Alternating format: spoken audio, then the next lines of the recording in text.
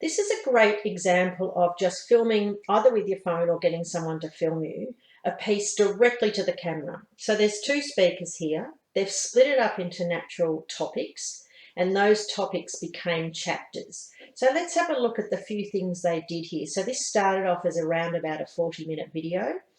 They've done a couple of things. So the logo here is our logo in that instance. They've put an image that reflects it, and they've just put the name of it. They've added some PowerPoints here. So the PowerPoint's a little bit about the author and a bit about what's in this course. That can be a really nice way to start off your module. Down here on the right is all the sort of natural headings that they spoke to the camera. So they'd prepared that before they sat in front of the camera. And then also, you'll see down here under resources, there's no notes button because they haven't made reference to notes or put notes in there. So that's just something to be mindful of. If there's no notes, that button doesn't appear. Resources is a list of the few things that they've made reference to, so the learner can go and get those to download. Now, throughout it, they've broken it down into different speakers. So this time, the first speaker is, there's some learning outcomes, a little bit about it. The first thing you'd probably want to know is who is that speaker. So they've put that up there of the name of the speaker and where she's from.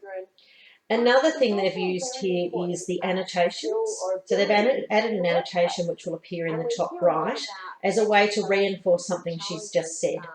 All right, so that you can use that either our builder, which they've done there, or if you had a PowerPoint and you want to keep your own branding, you could pop that up in the top right-hand corner too.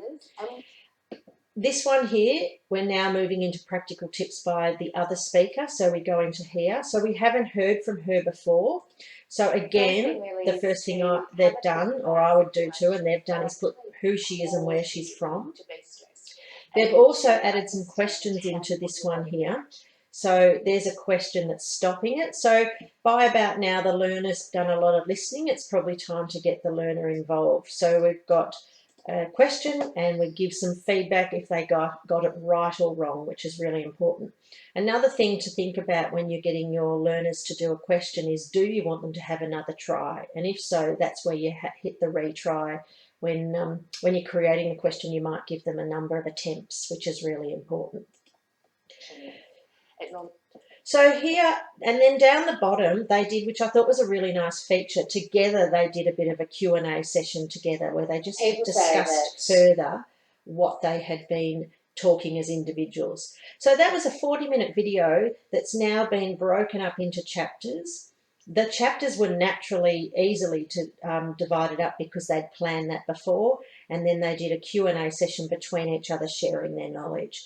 So they've got the engagement in there, they've got the resources, and it's really easy for the learner to come back to the parts they're interested in at any time. So a good use case of just filming directly to camera, roughly about 40 minutes, and then making it a much more interactive experience.